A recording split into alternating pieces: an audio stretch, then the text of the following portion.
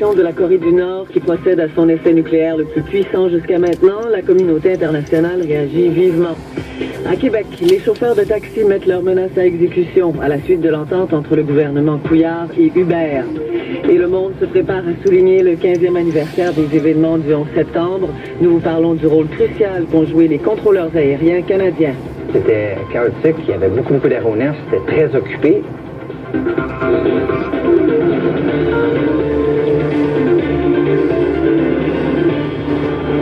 Bonjour, ici Claude-Sophie Annekens.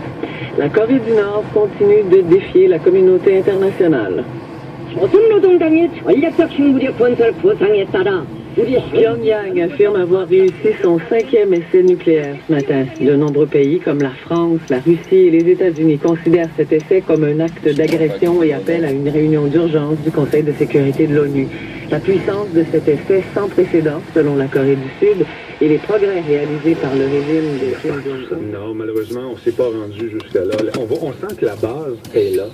Il reste à développer, à continuer à travailler sur ce jeu pour en faire quelque chose de bien. Déjà, il vient de paraître et on est rendu à 4 touches. Moi, j'appelle pas ça des patchs, comme je disais peut-être dans la balado.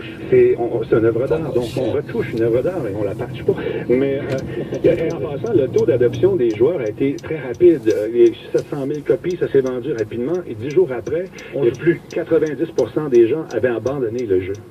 80 piastres gaspillés, ça là. Puis on demandait des remboursements également. Ils ont tout le monde... une bonne idée aux gens qui développent des jeux indés.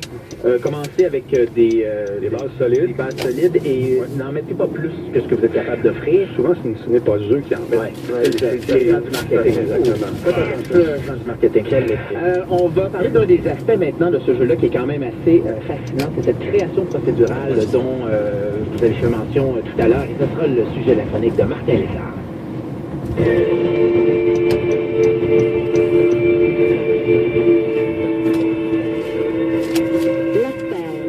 Revoir, c'est classique. Oui, tu travaillais autrefois à Téléfilm Canada, ça aide. Ben, c'est-à-dire que lui est un gars formidable. Ouais. Il y avait pas au clair de la lune aussi. Oui, avec Bernard Vallon. Mais la productrice, la maison de production, c'est notre maison, Linda et à moi, les films du Paria.